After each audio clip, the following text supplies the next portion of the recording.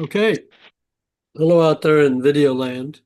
We're continuing our reading and discussion of Lear. We're on, I believe, Act 2, Scene 2, and it leads off with a bang.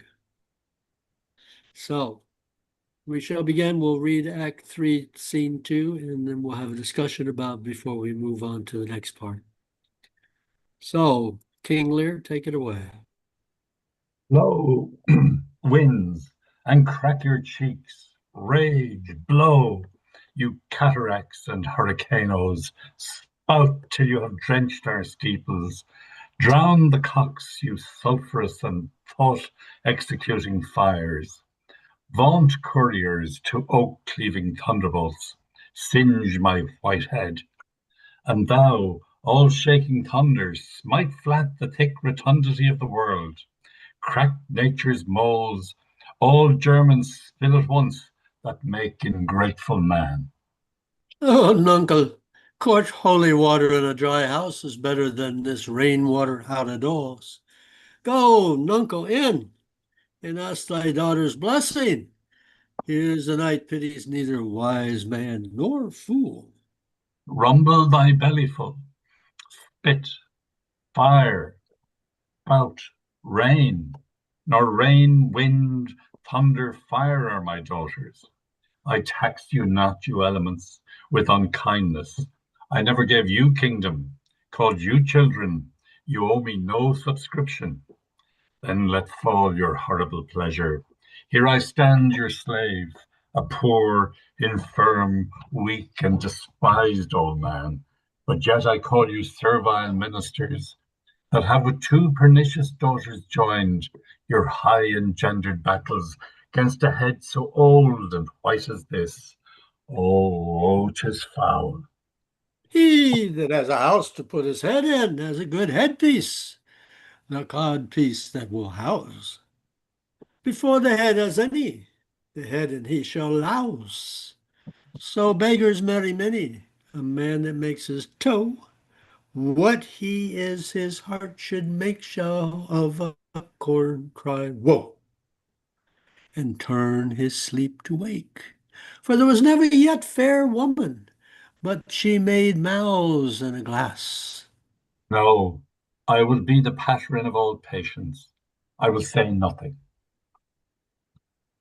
Who's there? Mary, here's grace in a codpiece. That's a wise man and a fool. Alas, sir, are you here? Things that love night love not such nights as these. The wrathful skies gallow the very wanderers of the dark, and make them keep their caves. Since I was man, such sheets of fire, such bursts of horrid thunder, such groans of roaring wind and rain I never remember to have heard. Man's nature cannot carry the affliction nor the fear.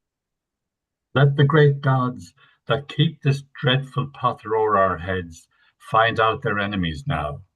Tremble, thou wretch, that hast with thee undivulged crimes, unwhipped of justice.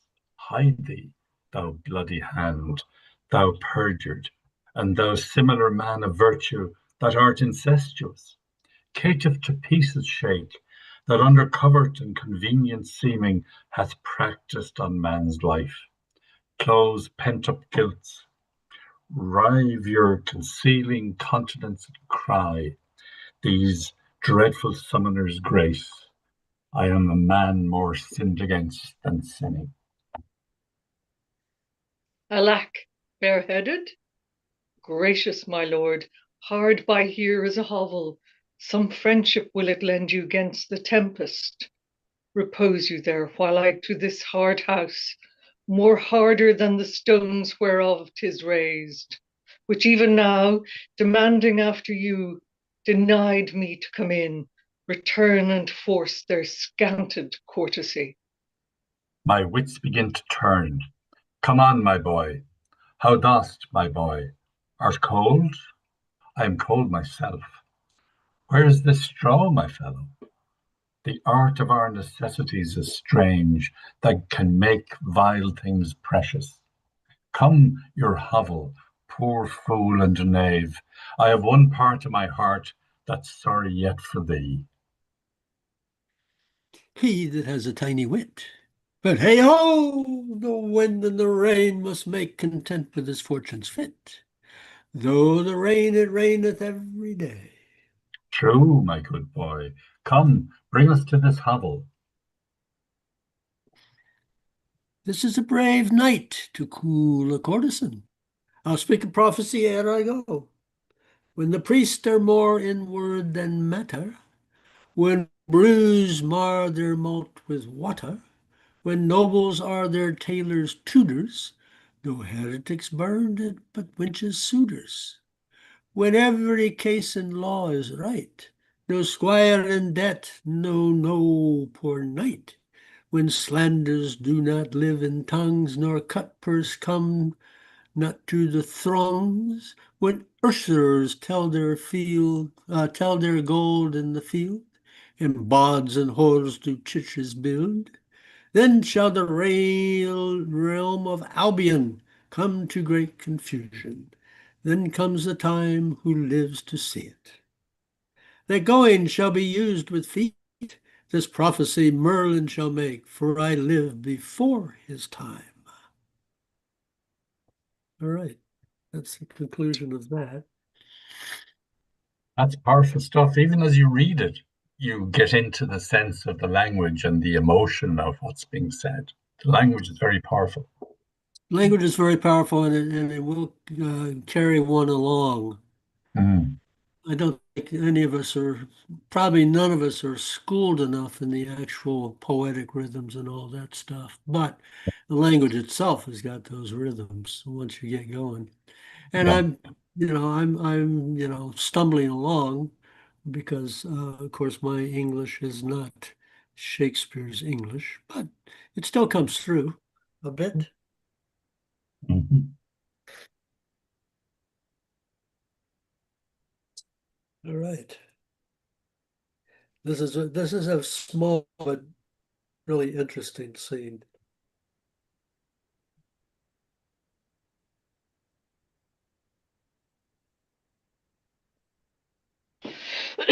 It's interesting that the fool asks Lear to beg forgiveness from his daughters. Yes. Well, they're not the fool's daughters. No, but if he's wise, he's suggesting that Lear should give up his men and move in with one of his daughters. Yeah. Hmm. Yes, but Lear would have to bow Yeah. or knuckle under. And I think this is it's this anger and frustration that allows this pomposity in the first Lear speech. I think of, I've done it. I've seen my son do it when he was a little boy, to get so angry as to storm off into the night, even on a stormy night. And You that think this is a anger tantrum, and do you? upsetness. Huh? Sorry, Duncan. Do you believe this is a tantrum that Lear is throwing rather than real anger? Well, it's real anger. It's real Mm. anger and a tantrum all at the same time, but it allows him this pretense in the beginning, where he's raging against the storm. Well, of course, it's totally silly to rage against the storm. You There's could no rage against the elements, couldn't you? You could rage against the elements. Isn't You that can rage against the natural elements. enough? You Yeah. seem to feel this is a pretense Oh, for that. I think this is a real situation. Lear is really upset when he storms out of Reagan's or out of Gloucester's castle, He's incredibly upset. His Mhm. blood is boiling with anger, rage, and all that. And, physiologically speaking, that actually warms the body. Mm. So you can actually go out into a storm and not even feel it for a while. Right. You're producing adrenaline. Yeah, you've got all this adrenaline going on, and it's got you all warmed up, and you want to get angry at somebody or something, so you get angry at the storm.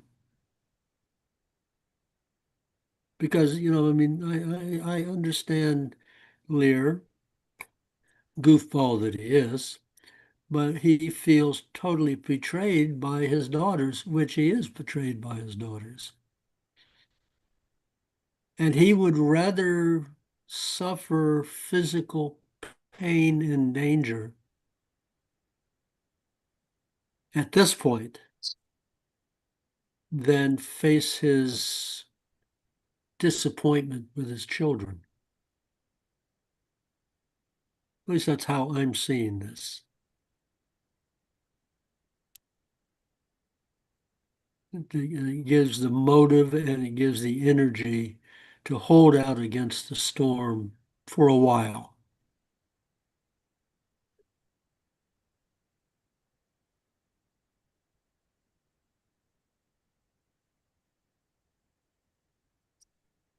Whereas the fool, he doesn't feel this.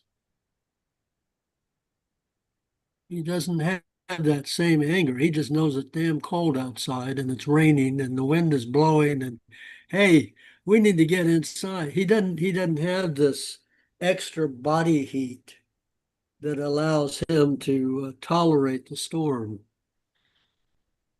So he's ready pretty early to, beg forgiveness and get indoors. At least that's how I'm seeing it. Yeah. Yeah, but the fool hasn't been betrayed by his daughters, Yeah. neither. And he also, from the very start, has been pointing out to King Lear how foolish he is being by dividing up his lands between his daughters. Yep. Yep. Yeah, I think we have to consider the role of the fool here. He Mm-hmm. can say a lot more than the normal courtier can say because he's acting the fool and the Mm-hmm. king makes allowances for that. So he can speak a lot of truths. Mm. Yes, he can speak a lot of truth. He has to be a little careful. He still can't. He can't lose his head.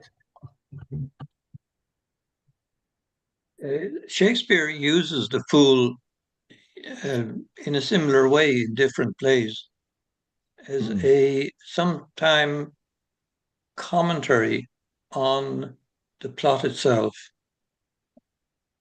It's sort of like an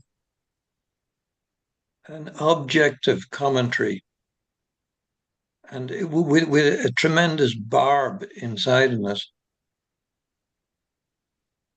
A tremendous what inside of us?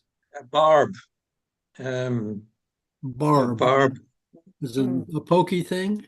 Yeah. BARB, yes, Okay. A, a jag. a jag.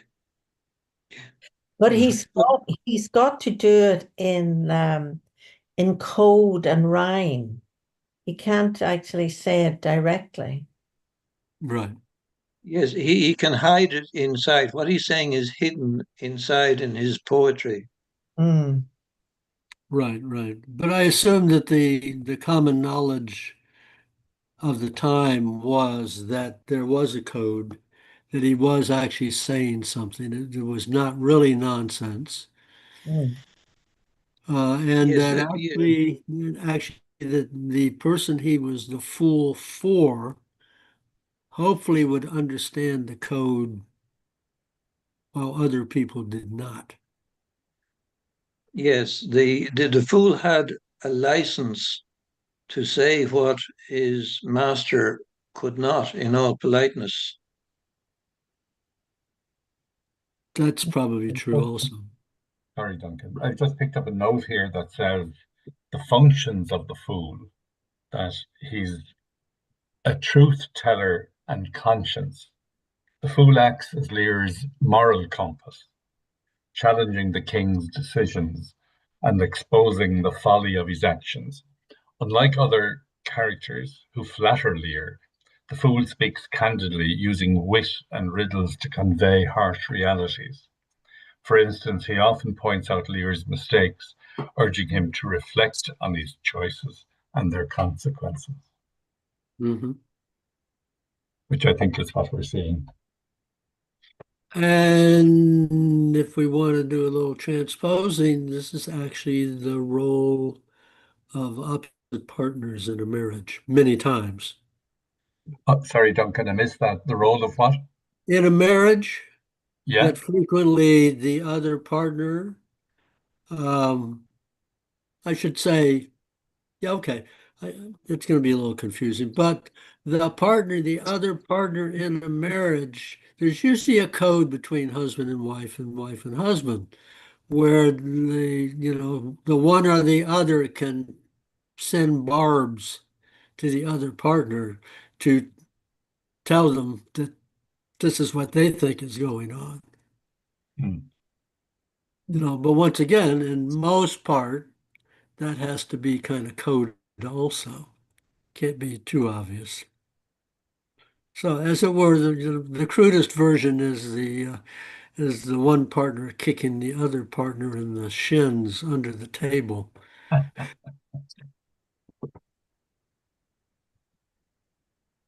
And I come back on Lear for a moment. Sure. He has three main speeches in the scene, and the first one he is giving a whole bellyful against the storm and all about it, and after that, the fool brings him a little bit back down to earth by mentioning his daughters, Uh-huh. and then Lear comes in again. Starts off on the Spitfire spout rain and all that, but I never gave you kingdom, speaking to the elements. I never called you children. Now, this is Lear bringing in the family aspect to Hmm. it. And in the third one, let the great gods that keep this grateful putter over our heads find out our enemies now. He is directly talking about the daughters. Yeah. Yeah. Tremble, thou wretch that hast within thee undivulged crimes, unwhipped of justice, hide thee, thou bloody hand. Thou art incestuous. That art Caitiff. is caitiff to pieces shake.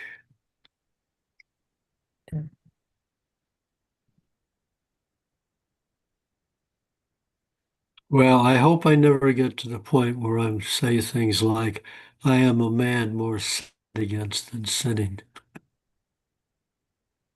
You want to be pretty conceited to have that. You gotta be, yes. It is one of the most famous lines from the play, isn't it?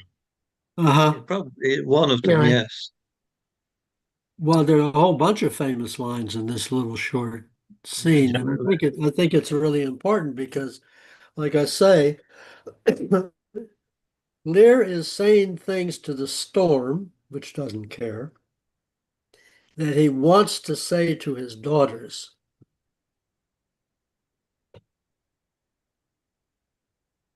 But can't say them quite so frankly, is how it seems to me.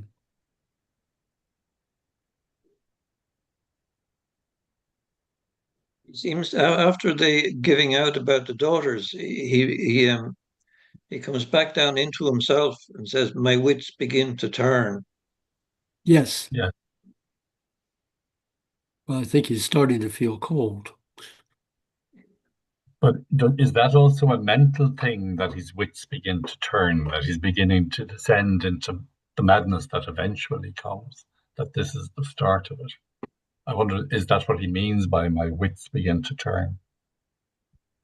It's possible, but to my interpretation of my wits begin to turn. Come on, my boy. How dost, my boy? Art cold? So right after he's done this, let's see, when did he do that? Yes, so very, very soon before that, he said, I'm a man more sinned against than sinning. So everything that Lear says earlier in this act is solely concentrated on Lear. Mm. Then suddenly, right after he says, my wits begin to turn, and then he says, come on, my boy, how dost, my boy? Art cold? I'm cold myself. Where is the straw, my fellow? The art of our necessities is strange, that can make vile things precious. Come, your hovel. Poor fool and knave, I have one part in my heart that's sorry for ye yet. So he's getting his focus. I think there's a double thing going on here. He's getting his focus off of being totally concerned with himself, and he's suddenly concerned with somebody else, the jester, the fool. Isn't it He's interesting that the fool comes in singing then, and he says, he that has and a little tiny wit, Anyway, with hey ho, the wind and the rain must make content with these fortunes fit. For the rain, it raineth it's every raining day. In every other day. words, the storm is not that important. Yes, So, he's commenting there on Lear particularly. He that has a tiny, no matter how much wit you have, you must make content with it and make it fit your fortune, yeah, whatever your wits are. but he's saying a tiny wit. Uh, you know, Yes, yeah. to me, that follows on from my wits begin to turn. Yes, what wit he has left. Exactly. But maybe he lost his um, temper to such a degree that, you know, the way you lose your reason almost. Yeah. yeah, Yes, well, once he we starts do. going back into my wits begin to turn. This is he's becoming a bit self-aware after venting his spleen. Yeah. He's Yeah, becoming back into himself again. yeah, yeah. And I would point out that he's getting cold. Yes. He Mm. has vented his spleen to such a degree that now he's starting to feel the rain and the cold. So yes, he expresses it through the fool, being concerned about the fool, and he is concerned about the fool. But he's also, whether he knows it or not, he's beginning to feel the elements on him. Because if you go to the line, where is that line? Oh, but hey ho, the wind and the rain must make content with his fortunes fit, though the rain it raineth every day.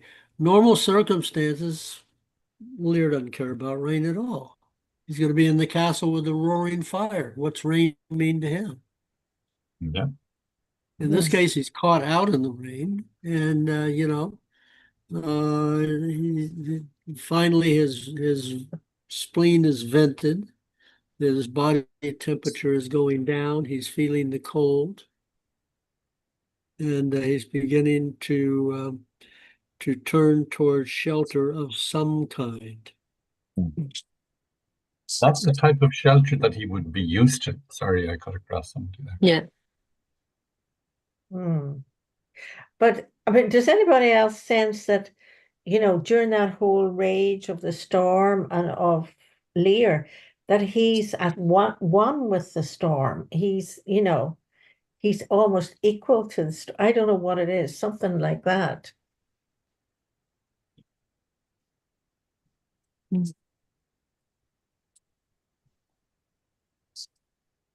I think it's bravado. And I think that Lear is actually, in the early stages, he appreciates the storm because the storm takes his mind somewhat off of his daughters, who he's really upset with. Mm. it's almost when you're so angry that you're blinded by it, so angry, and he's saying like, "Give me your worst." Blow Mm. winds and crack your cheeks and rage and Yeah. blow. Yep. In Chinese medicine, of all the emotions, anger is the most dangerous and the hardest to cure. A person who is easily angered generally takes a long time to learn how not to be angry because the anger, as they say, it overthrows the dikes. Anger crashes through everything. Usually the body works by being channeled in certain ways, but anger, is like having a massive flood that overflows and tears down the dikes. So it's the worst.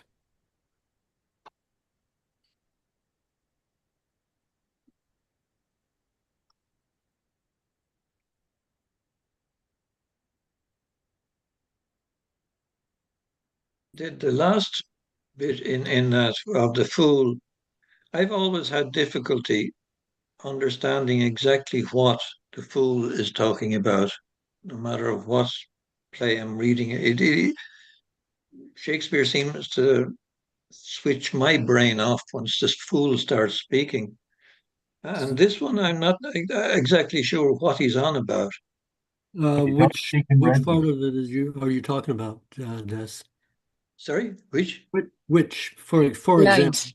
Oh, the last speech of the fool. he that has a little tiny wit? So Uh, no, the next I, one. I Oh speak yeah. a Great night, prophecy fool. ere I go. Oh, When the priests Giving are a, more in brave knight. words than matter. he speaks of prophecy. I mean, what's the purpose of it? Oh, okay. Yeah, Mm. this is a difficult one. Okay.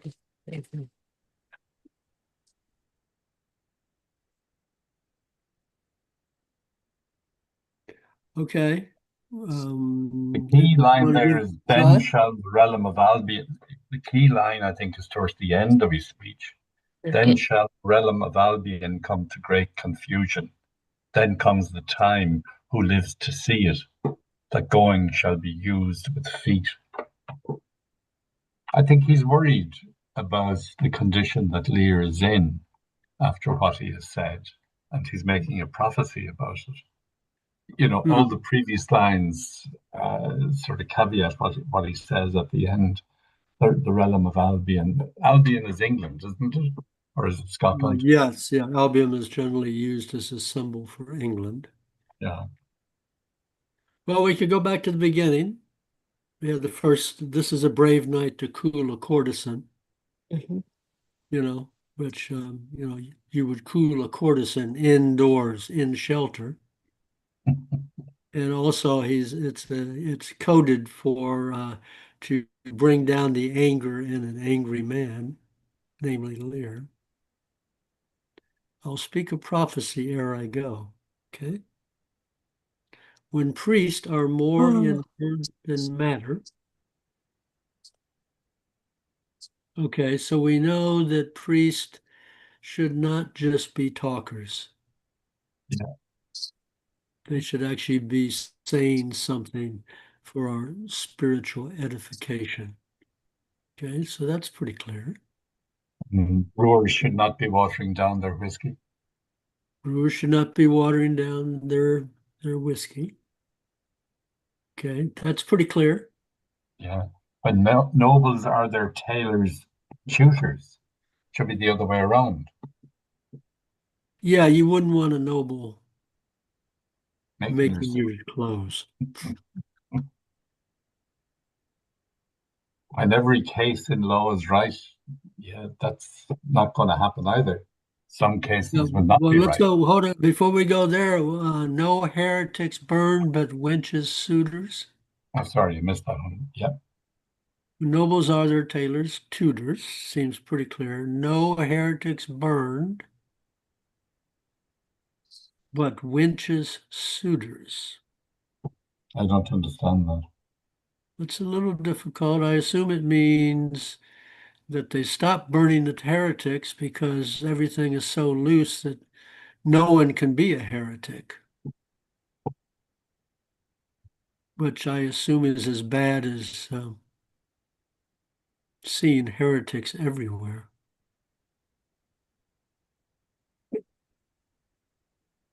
When every case in law is right, okay, that would be a bad thing. No squire in debt, nor no poor knight. So I assume those are impossibilities. I assume all squires, it's very common for squires to be in debt, and there's very common for knights to be poor. I'll make a comment. In Japan, actually, one of the jobs of the emperor and the shoguns was to keep the knights poor. So Why?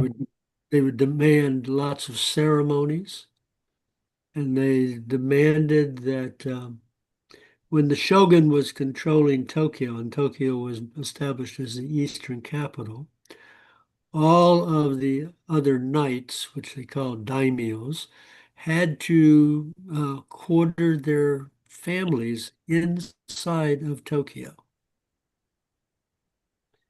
And the purpose of this was twofold. One was to keep their knights poor, because it was very expensive to live in Tokyo. And the other purpose was to have the families close at hand so the knights would not be tempted to betray because of the risk to their families.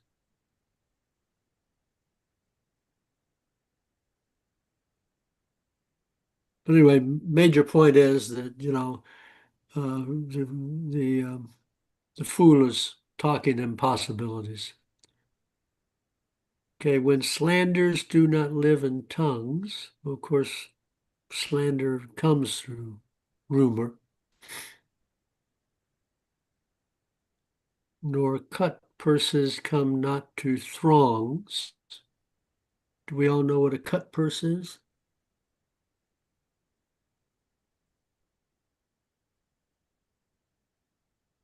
All right, I'll change the question. Does anybody know what a cut purse is? A thief. Yeah, a particular type of thief, though. Yeah, they cut the purse from somebody's waist belt. Yeah. Oh, Mhm. Yeah, what we would call a pickpocket. Pickpocket. Only at oh, that time, the pockets were purses oh. and throngs. So it's like if there's a whole bunch of people, that's when you would expect pickpockets and cut purses.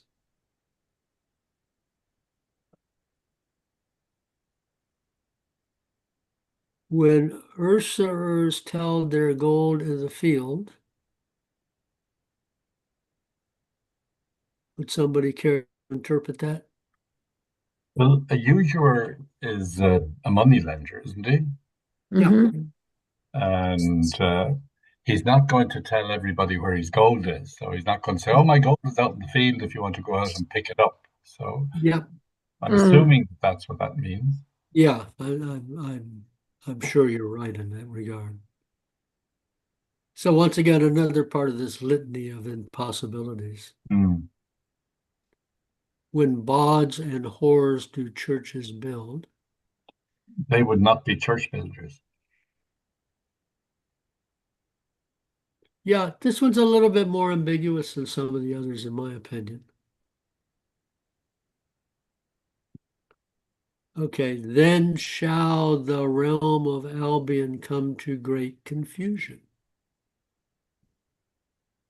I don't have that line. You Hmm. No, don't have that line. I think Okay, that's the important one there, Des, It's because not in my text here. oh, okay, it's right after when bawds and whores do churches Hmm. build. Then what shall what the have you got realm next? of Hmm? What does Des have I after have Bawds and Whores? do churches build? Then comes the time who lives to see it, that Okay, going shall be Okay. used with feet. you're missing two Two lines. two lines, yeah. Right. Then shall the realm of Albion come to great confusion. So his prophecy is if all those things that have been listed out previously come to pass, the realm of Albion, the kingdom, will be in great confusion. Mm-hmm. So it's not a great prophecy in the sense that all of the things that he's mentioned are very unlikely to happen. But then there's the final two lines. Yeah. Then comes the time who lives to see it, that going shall be used with feet. Okay. I don't understand that. Well, what does that Mm. mean? What does that mean? Yeah. All of these prophecy bits and pieces that he has, it's all describing a Shangri-La, as you're saying, impossibility of a situation. But it Yeah. would be a Shangri-La if it came, everything would be near perfect. Not quite. Go back to the first ones where we have when brewers mar their malt with water, when nobles are their tailors' tutors. So that would not be a good thing. Thursday. Uh, you're doing tutors down when nobles teach them what to do, and it's like they say that the best chef is the one who does not produce a menu. He knows what his patrons want to eat, and that's what he gives them. Okay, well, you're interpreting that radically different than I'm interpreting that. So Mhm. to me, to put it in everyday language, when nobles tell their tailors how to make suits, Yeah, from the tailor's point of view, that's not a good thing. it's not a It's good like, thing. And it's actually uh, not a good thing even from the nobles' point of view, because nobles don't know crap about making yeah. clothes. Mm. I mean, that's how I interpret it.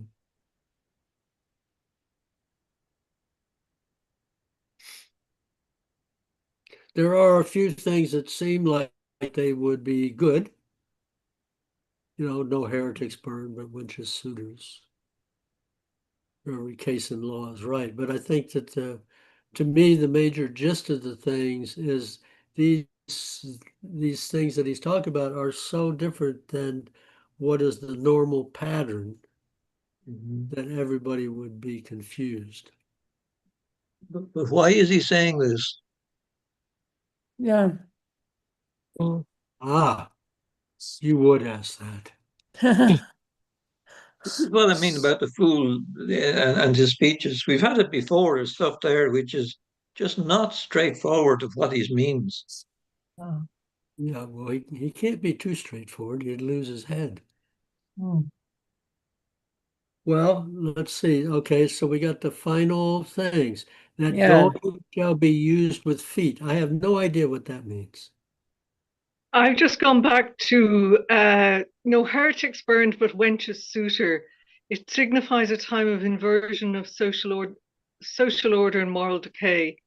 The prophecy suggests that in a world where things are truly out of joint, the only heretics being burned are those who pursue romantic relationships with women, implying a perverse and unnatural situation. Hmm. Hmm. But then there's this prophecy Merlin shall make, for I lived before his time. Ireland. Yeah, What that's is it? and It's yeah, confusing. and Merlin is a mythical figure featured in the legend of King Arthur and best known as a magician with Yeah. several Mhm. miracles. Let's see if I can. Excuse Hmm. me.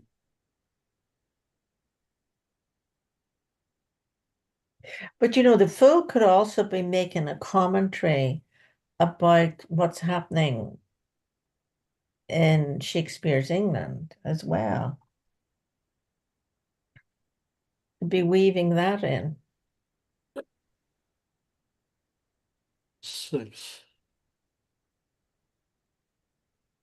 on that prophecy there, in the first line, I speak a prophecy ere I go, and the last line, this prophecy Merlin shall make. Mhm. And that's confused. For I live before his time. Yeah. And Merlin lived. So he's older than Merlin. Mhm. Well, you know, So in he's my not making the prophecy, then Merlin will make it. prophecy Merlin shall make, for I live before his time. I guess, okay, in that case, he's saying I can't make a prophecy. At the After scene, promising he was going to make a prophecy.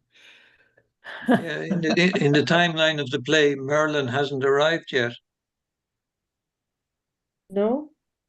Oh, right.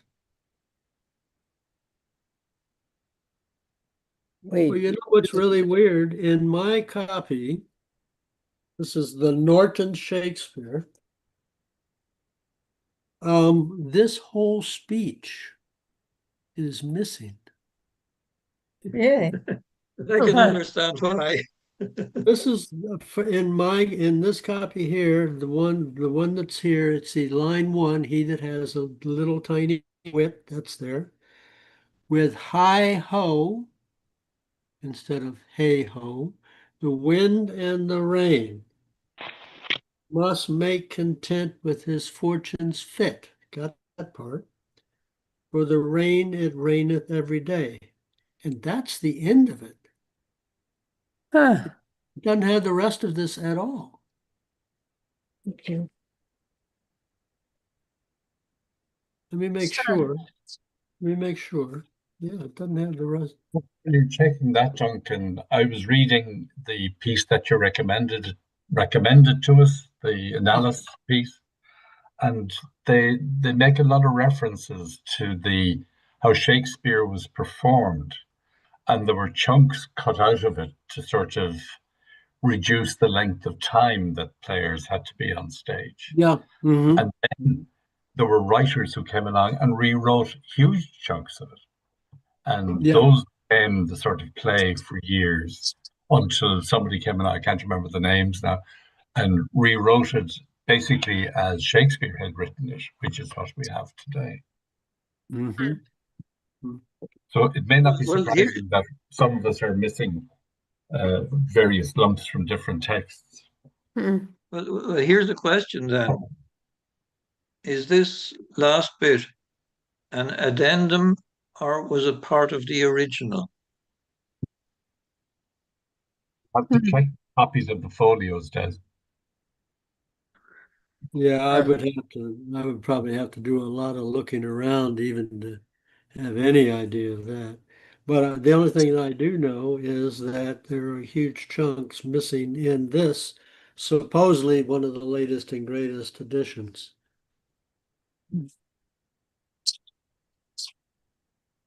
The book I have is the Cambridge text, the complete works of William Shakespeare from Uh-huh. Cambridge. That should be good. You would expect that to be Yeah. pretty reasonable Pretty too. accurate, yeah. I've got Collins, the complete works of Shakespeare. Okay. Well, all right. So anyway, that's that. That is that scene. But you're left to the question of what's real in this scene and what, Yeah. and I don't have an answer for that. And actually, in this copy that I'm looking at right now, the last line in this act is after the fool says, "For the rain it raineth every day." Then Lear says, "True, my boy, come, bring us to this hovel." End of Huh. act. Huh.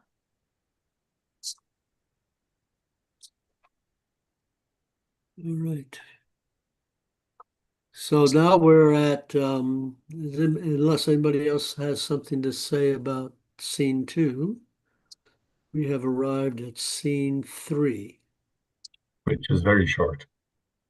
which is very short. Okay. Oh, yeah. Most absurdly short. And what's the next one's pretty long. Yeah. So perhaps we should go ahead and read scene 3. Yeah. Then discuss that.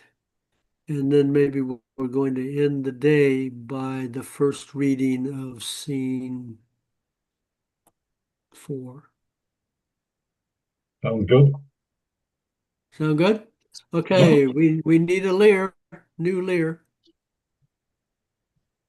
No, we need a Gloucester and an Edmund. Gloucester and Edmund. I'll Oh, do sorry. We're outside Gloucester's castle.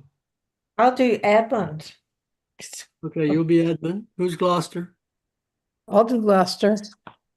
Okay. All right, onward.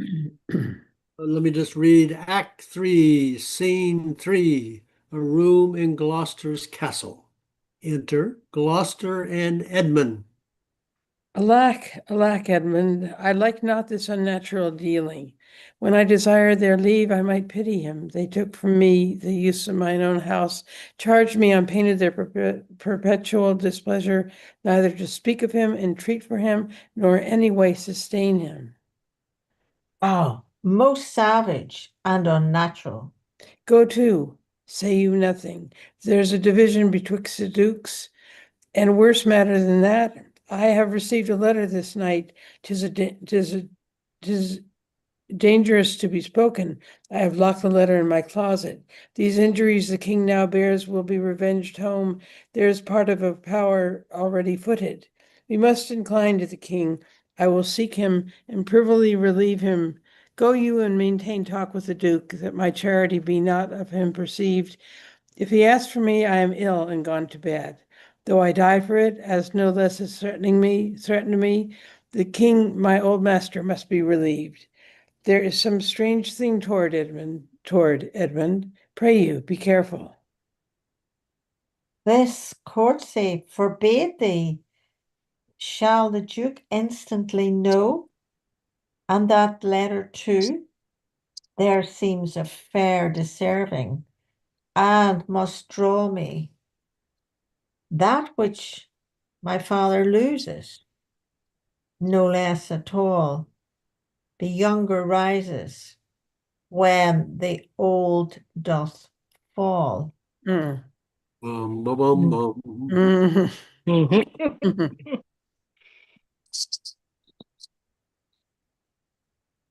Duke, the Duke, who's the Duke? A short but pithy scene. Sorry,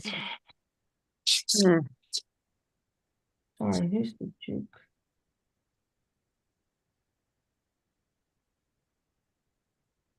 So who is the Duke he is referring to?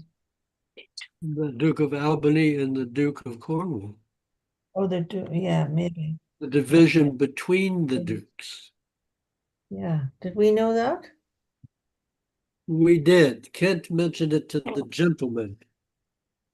And maybe it was the first act. The first scene of Act 3. Yeah, maybe. You may remember that Kent was talking with the gentleman and told the gentleman to go someplace because there was rumors that the King of Spain, the King of France, was marshaling troops, and that he should go and find out the latest rumors.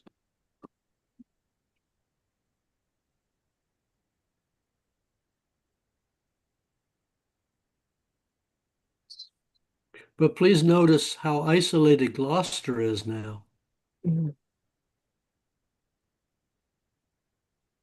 Edward was driven off. Sorry, Duncan. Yeah, go ahead, please. Sorry, go ahead. I was just going to point out that Edward, his legitimate son, was driven off. So he can't talk to him. And his loyalty was actually to Lear, and Lear has run off, so he can't talk to him. And Reagan has forbidden Gloucester to have anything to do with Lear. So Gloucester in his first lines there, when he says, I pity him, is he talking about Lear? I pity him. The first line in this act, alack, Edmund, I do not like this unnatural dealing. I don't have a line that says I pity him. Yeah, when I Next desired their line, leave that I might pity him. they took from me the use of mine own house. Oh, yeah, okay. When I desired their leave that I might pity him, they took from me the use of my own house. The him is Lear, isn't it? Charge Yeah, me unpaid. I would think so. Yeah. And who is he speaking of when he says they took? Sorry, Des, please. Sorry to Sorry, interrupt. who is Gloucester speaking of when he says they took from me? I think he's talking about the daughters. The two daughters, yeah, because they've arrived. The two daughters and their husbands. Yeah. Yeah. So the major point I want to make is that Gloucester is totally isolated. So these And the only person that he thinks he can talk to is It's his it. devious bastard son. Yeah. Who's very happy that he's isolated. Yeah, the bastard son's extremely happy with the situation. Yeah.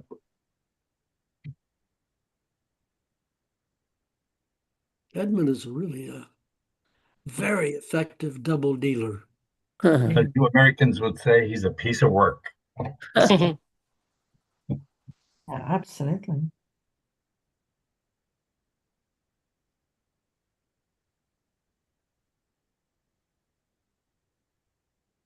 And then we have this nice speech from Gloucester, who lays out a whole bunch of stuff, including a new bit of information,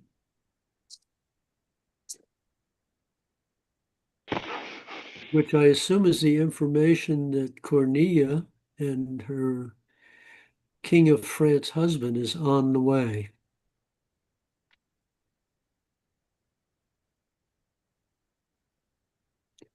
Go to, say you nothing.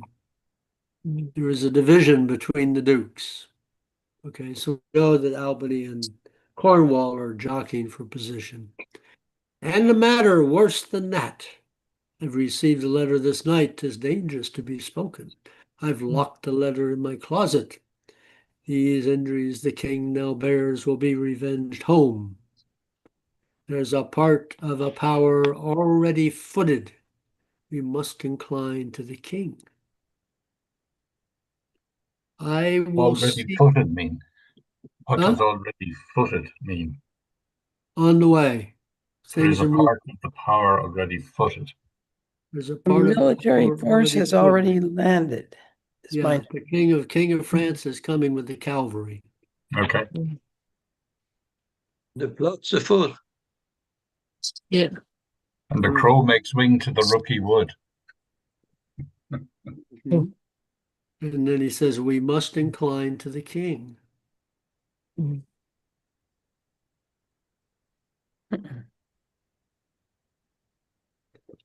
I will seek him, the king, and privily relieve him.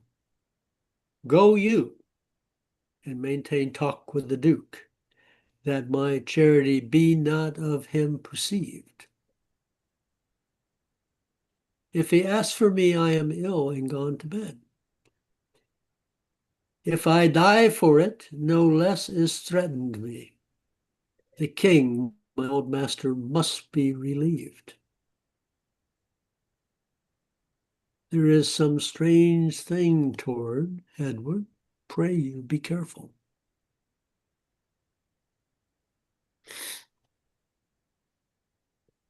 When Gloucester says there, go you and maintain talk with the Duke, Which duke is he talking about?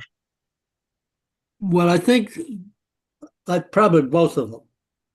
But the one that we've seen most predominantly, most recently, is the Duke of Cornwall, who you may remember he's the one, he and his wife Reagan put Kent in stocks.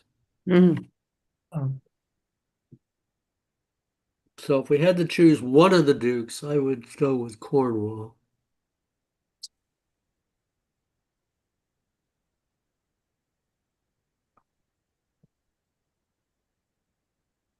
So I must have, I should say that actually I'm a little impressed with Gloucester at this point.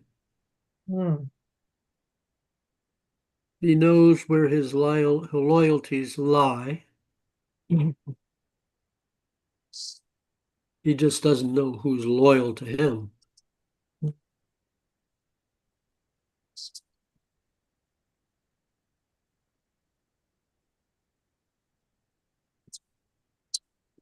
All right, then Gloucester exits, and Edmund, talking to himself, says, somebody take that speech.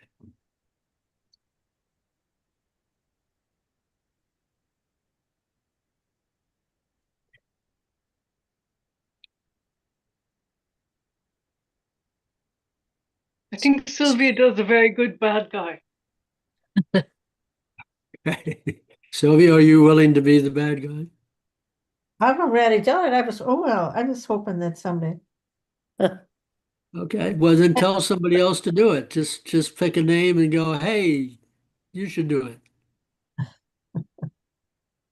Um, no, okay, I'll do it.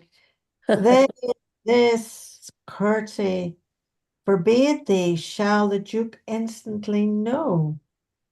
And of that letter too, there seems a fair deserving, and must draw me that which my father loses, no less than all.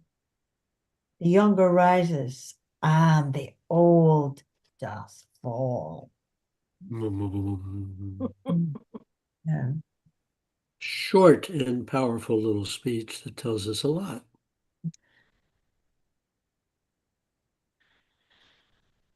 So Edmund is Again, absolutely delighted that Gloucester has given him this information. Yeah. Wait a minute. Who's I get the what he means very well, but the first two lines, it's how he says it. This courtesy forbid thee, shall the Duke instantly know. Well, shall the Duke instantly know is fair enough. And this courtesy, I presume the courtesy is Gloucester, what Gloucester told him.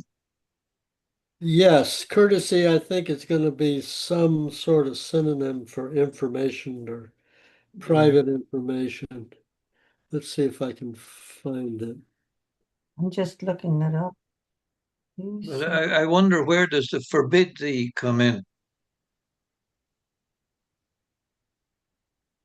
As a speech of the time, I presume it might be okay, but I don't understand it. What line are you talking about, this? Just Edmund's first line, this courtesy forbid thee, shall the Duke instantly know. And of that letter too, both the letter and the, whatever it is, the courtesy.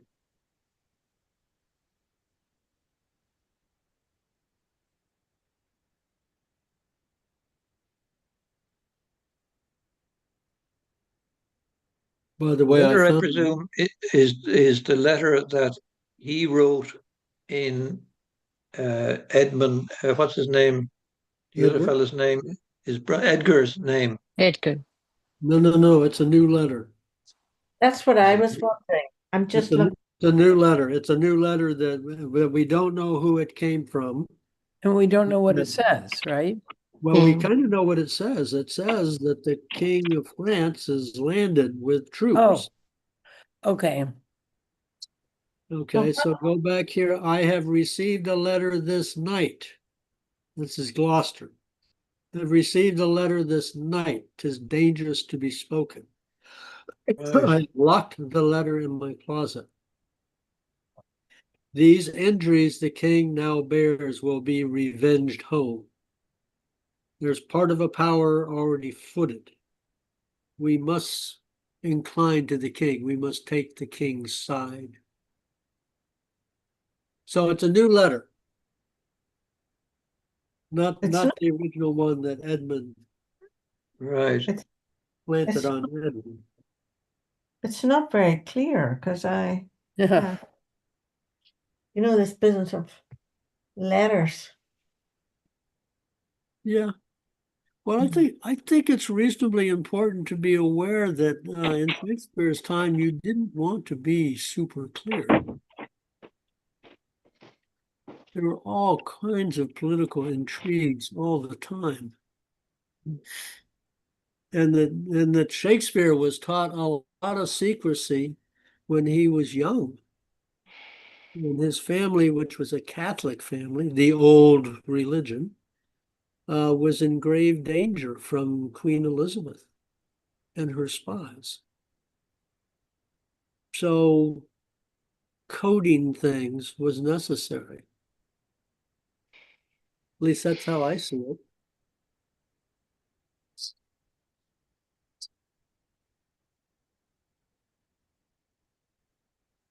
Okay. Wow. Okay. Somebody else has something they got to say about this particular little scene. Anybody? No. It's sort of an introduction to the rest of the play. Yeah, it is. It is. Yeah, very much so. There's a lot of information packed in this little scene. And just keep And your eye on Edgar. No, what's his name? Edmund. Edmund. Edmund. okay. When these plays were being acted out, would an audience be able to follow the intricacies of the plot? Yeah. I think so. They would have understood the language better than we understand it in modern times. Yeah, but they're so damned involved. So Yeah. Yeah, but they're used to this stuff. I mean, during that time in England, I mean, the political intrigue and confusions were common knowledge. And to make it even more interesting, this play was played before James, King of Scotland and England.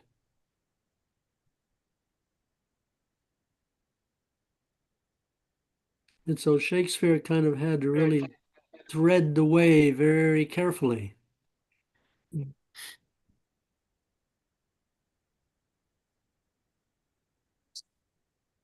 Okay, I think we can at least get through the early parts of scene 4. We need another Lear, and we need a Kent, and we need a Fool. Step right up, ladies and gentlemen. You also need Edgar disguised I as an think I Edmund. must have some military forebears somewhere because I'm not one to volunteer. You're not going to volunteer, so are you telling me Volunteer, to but volunteer you? I think that's what he Something means, you would Duncan. Yeah. sign. You have to be conscripted, Des. yes, indeed. With you behind me, Sylvia, I can do it. Yes. All right. I'm going to have Orla is going to be Lear. Huh. I'm going to have Sylvia be Kent. Oh, And I am going to have the Fool. Oh, we need an Edgar. Let me get my screen up here. Okay, Des, Edgar. Okay. Okay. And Doyle, I think you're going to be, there's a part remaining. What is the part remaining? Ooh. Food. Ooh, okay, and Doyle, And the food. on we go. Okay. Okay, Go. the heath before a hovel. Enter Lear, Kent, and Fool.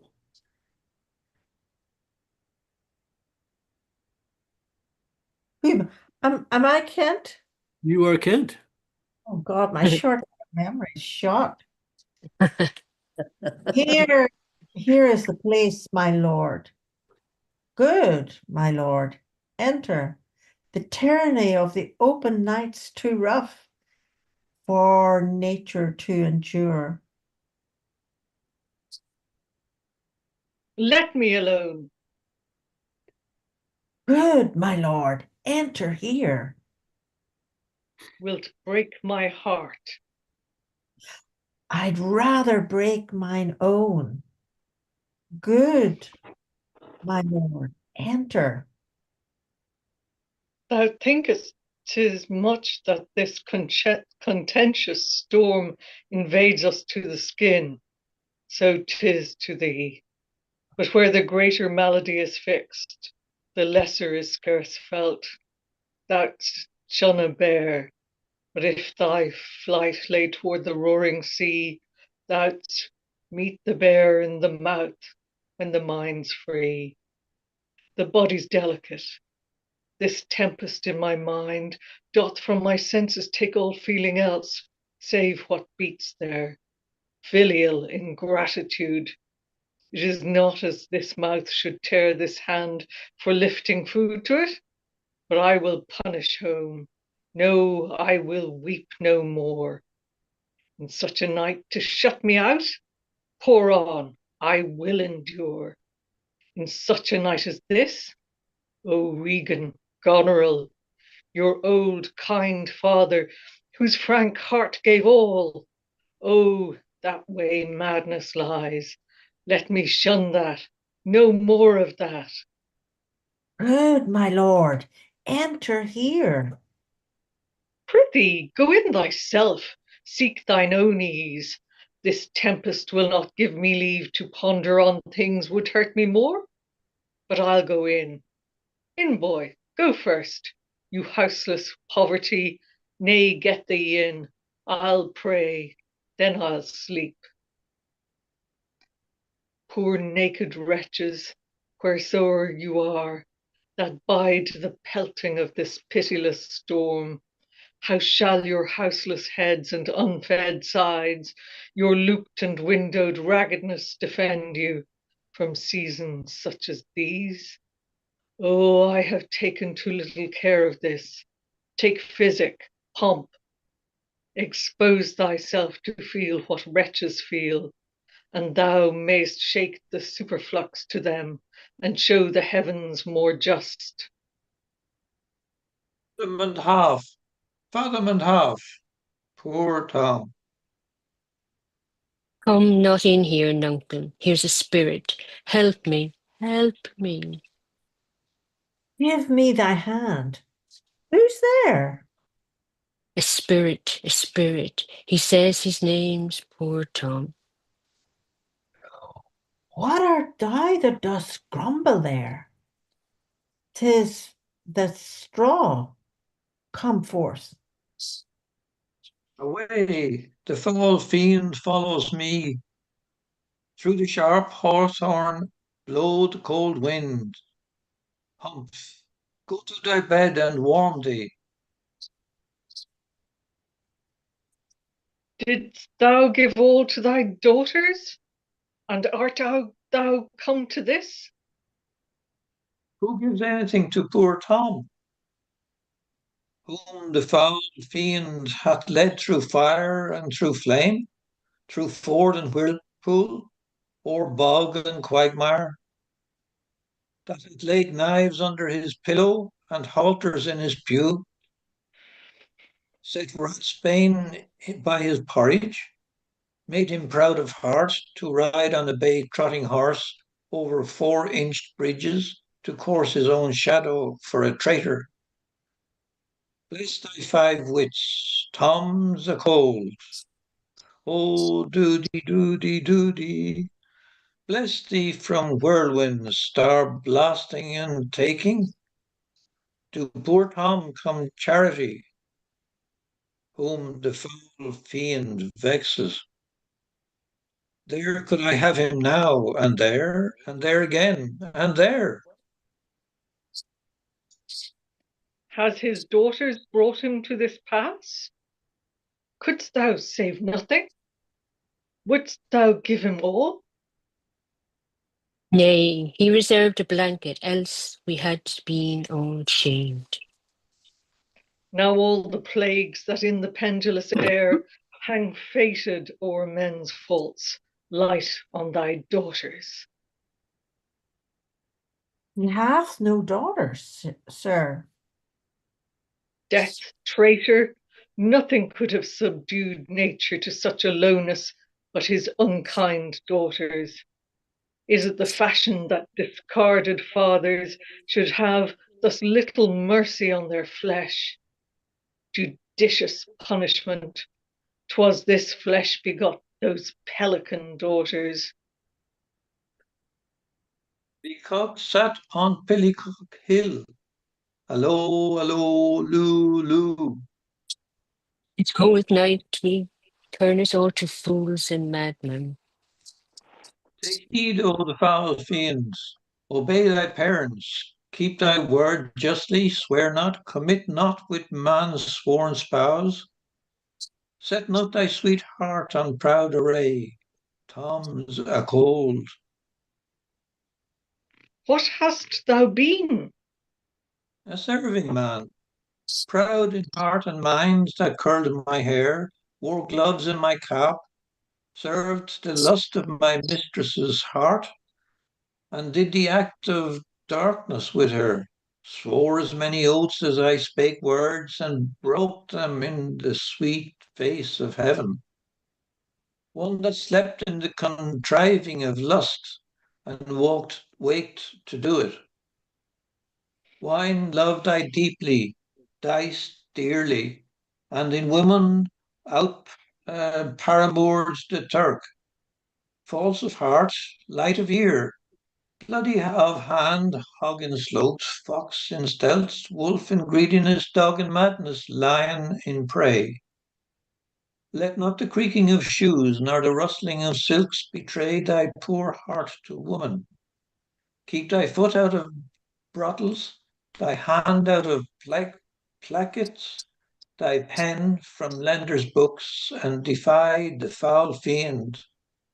Still through the hawthorn blows the cold wind, says Sum mum, hey nonny nonny, Dolphin, my boy, boy, Cessa, let him trot by. Thou wert better in a grave than to answer with thy uncovered body this extremity of the skies. Is man no more than this? Consider him well. Thou owest the worm no silk, the beast no hide, the sheep no wool, the cat no perfume. Ha!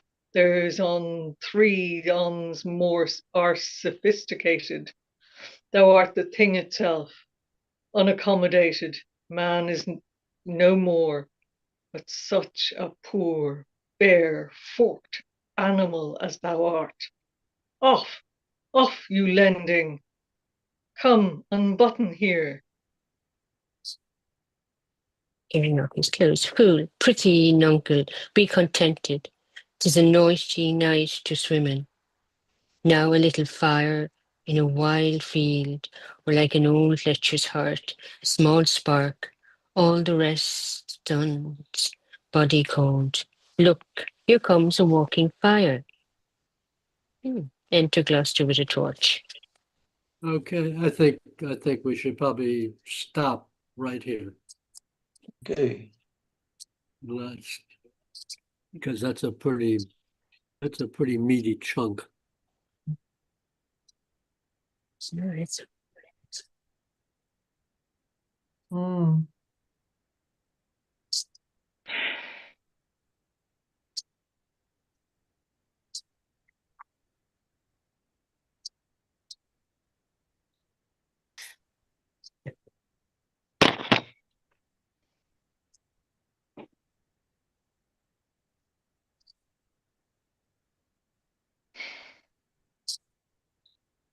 Yeah.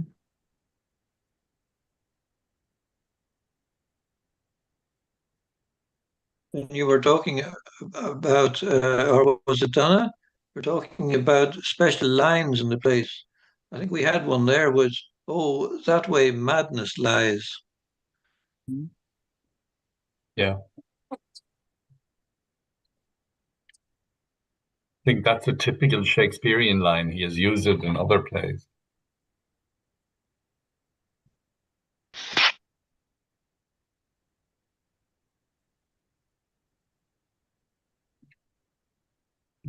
Is this the first time we meet Edgar in disguise? Is it? Yeah, basically. I think we had a little tiny bit when he first left the house where he decided that he would act the part of Tom of Bedlam. Yeah. All right. Yeah. Because I remember that was fairly short. Hmm. Edgar comes up with some great alliteration when he says, "Away, the foul fiend follows me." Like the Tempest when they said, "Full fathom 5, thy father lies." Have you done the Tempest already? No, I did it Yeah. myself in school. Oh. As you can see, Orla, it was beaten into me. I haven't forgotten the line.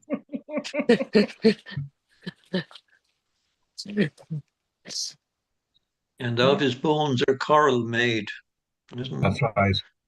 What Just a was it? The memory. poor crooked side and spade. Yes. Yeah, these were learned by rote. There was a purpose to them eventually. Ah, yeah, they stuck.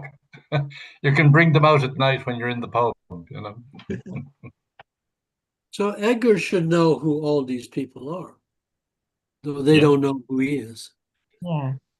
Interesting. But he doesn't know who Kent is, I would say. There's a lot of disguise in this play, isn't there? Yeah. Yeah.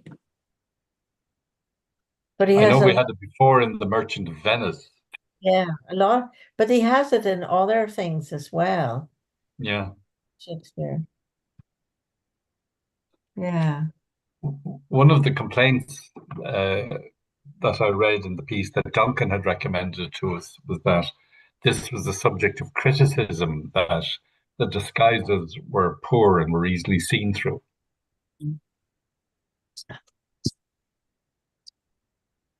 Yeah, but if people are out of context, so Tom is Tom of Bedlam and has, is acting witless.